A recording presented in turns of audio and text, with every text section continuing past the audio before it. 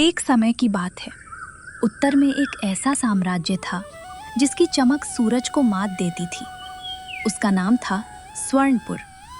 वहां की गलियां सोने की धूल से ढकी रहती थीं और महलों की दीवारें हीरे जवाहरात से जड़ी थीं। उस वैभव के बीच रहती थी राजकुमारी इला, जो कि बहुत ही खूबसूरत थी। उनके दरबार से कोई भी दुखियारा खाली हाथ नहीं जाता था। लेकिन राजकुमारी इला इन सब के विपरीत बहुत घमंडी और बदतमीज थी। वो केवल धन और ऐश्वर्य को प्राथमिकता देती। हटाओ इन फूलों को यहाँ से। क्या तुम्हें दिखाई नहीं देता कि इन चमेली के फूलों में वह चमक नहीं है जो मेरे मुकुट के मोतियों में है? मुझे साधारण चीजें पसंद नहीं। क्षमा करे राजकुमारी, पर ये कुदरत के ताजा फूल है। इनकी सुगंध सुगंध से पेट नहीं भरता। मुझे वह चाहिए जो कभी न मुरझाए। मुझे वह चाहिए जो दुनिया में सबसे कीमती हो। उसी दोपहर स्वर्णपुर के मुख्य द्वार पर एक वृद्ध महिला आई। उसके कपड़े फटे थे, चेहरे पर झुर्रियां थीं, लेकिन आंखों में एक अजीब सी बिजली थी। कई दिन की भूखी प्यासी लग रही थी। राजकुमारी उस दिन अपनी दासी के साथ बाजार के लिए निकल रही थी। बुढ़िया ने इला से कहा, बेटी, प्यास लगी है, क्या मुझे एक घूंट सादा पानी मिलेगा? सादा पानी? इस महल के कुओं में भी चांदी के सिक्के डाले जाते हैं बुढ़िया। और तुमने मुझे बेटी कहने की हिम्मत कैसे की? सैनिकों, इस बदबूदार औरत को धक्का देकर राज्य की सीमा से बाहर निकाल दो। जैसे ही सैनिकों ने हाथ बढ़ाया, वह बूढ़ी औरत अचानक हवा में उठने लगी। उसका कद विशाल हो गया और आवाज बादलों की गड़गड़ाहट जैसी सुनाई देने लगी। वह एक योगिनी थी। इला, तुझे अपनी सुंदरता और इस निर्जीव सोने पर इतना गर्व है कि तूने एक प्यासे का अपमान किया? जा, मैं तुझे श्राप देती हूँ जो तुझे नापसंद है। तू जिस भी चीज को छुएगी वो पत्थर की हो जाएगी, लेकिन तुझे अमरता मिलेगी, पर ये अमरता ही तेरा नर्क होगी। अब शब्द वापस नहीं होंगे। आज से तू समय के घेरे में कैद है। तू जो भी छुएगी, चाहे वह अन्न हो, पानी हो या कोई जीता जागता इंसान, वह तुरंत पत्थर का बन जाएगा। तू जिएगी, पर इस मरे हुए पत्थरों के शहर में अकेली।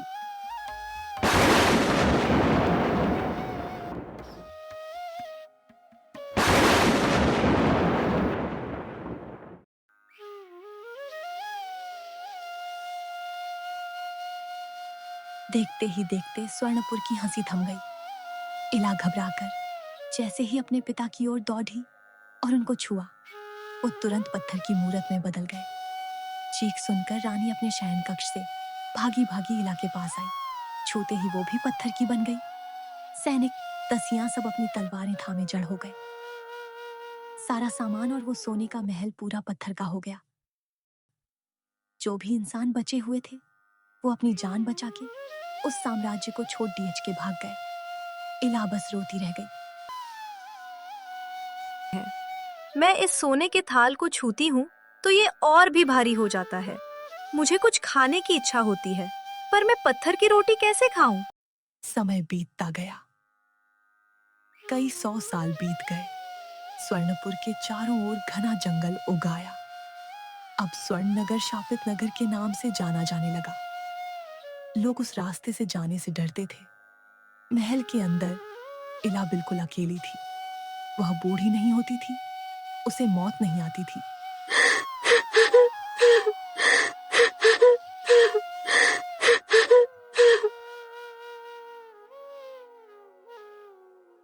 आज फिर सूरज उगा है, लेकिन किसके लिए? यहाँ कोई पंछी नहीं चहचहाता, क्योंकि वे सब पत्थर के हैं।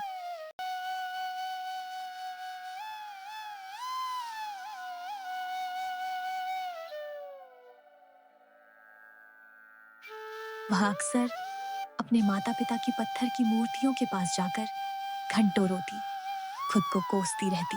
पिताजी, मुझे डांटिए ना। कहिए कि मैं कितनी बदतमीज थी। माँ, आपकी वो लोरी सुना दीजिए। मुझे ये हीरे नहीं चाहिए, मुझे बस आपका एक स्पर्श चाहिए।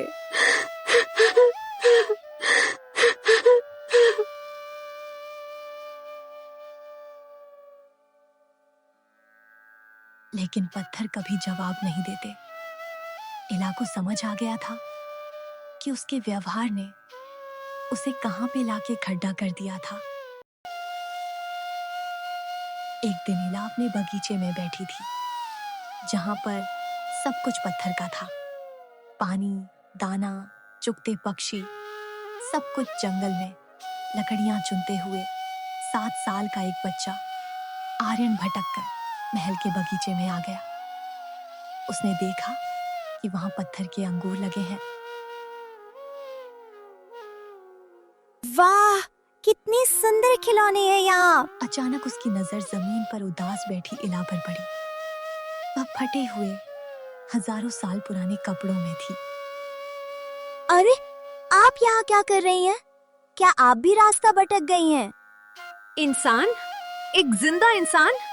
बच्चे भाग जाओ यहाँ से, मुझे मत छूना। मैं एक डायन हूँ, मैं तुम्हें पत्थर बना दूंगी। आप डायन नहीं लगती। आप तो मेरी माँ जैसी सुंदर हैं। और आप रो क्यों रही हैं? क्या आपको भूख लगी है?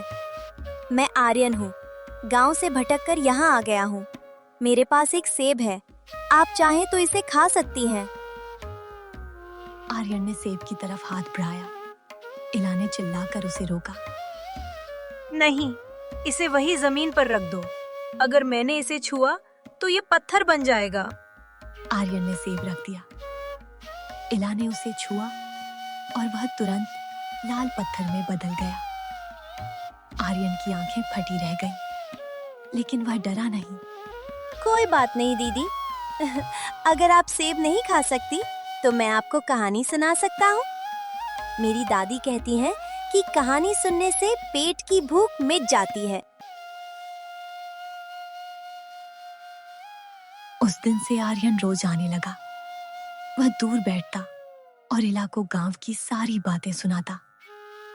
कैसे बारिश में मिट्टी महकती है, कैसे गांव के लोग मिलकर त्योहार मनाते हैं। इला को पहली बार महसूस हुआ कि असली धन सोना नहीं बल्कि रिश्ता है।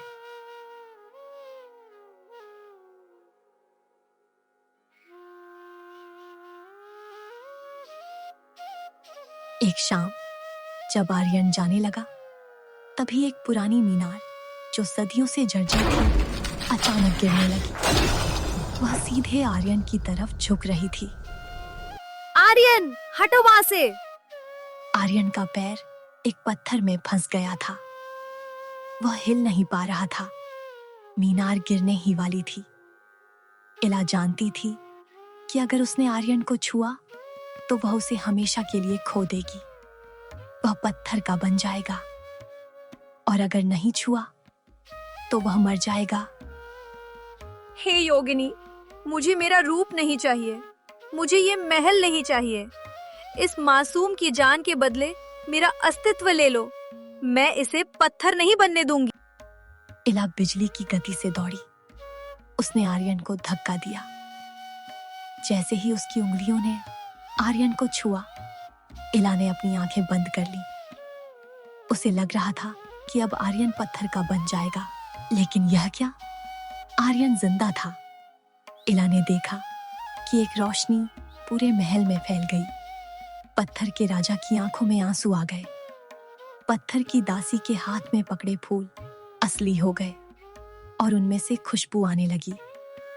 पूरा स्वर्णपुर जीवित हो उठा। इला, श्राप तब टूटता है जब इंसान स्वयं से ऊपर उठकर किसी और के लिए मरना स्वीकार कर लेता है। तूने आज निस्वार्थ प्रेम को चुना। तू अब स्वतंत्र है। स्वर्णपुर फिर से बस गया, लेकिन अब वहां की दीवारों पर सोना नहीं बल्कि फूलों की बेलें थीं। राजकुमारी इला अब महलों में नहीं बल्कि गांव के बच्चों के बीच रहती थी। उन्होंने उस सोने के भंडार का उपयोग गरीबों के लिए कुएं और पाठशालाएं बनवाने में किया। वह आज भी जिंदा है, लेकिन पत्थरों के बीच नहीं, लोगों की लालच दुआओं और में। अहंकार वो पत्थर है जो हमारे दिल को भारी कर देते हैं। जिस दिन हम दूसरों के लिए जीना सीखते हैं, पत्थर भी दिल बन धड़कने लगते हैं। ऐसे ही मजेदार और अच्छी कहानियों के लिए चैनल सब्सक्राइब करें और देखते रहिए पुष्पूटून्स। Bye bye.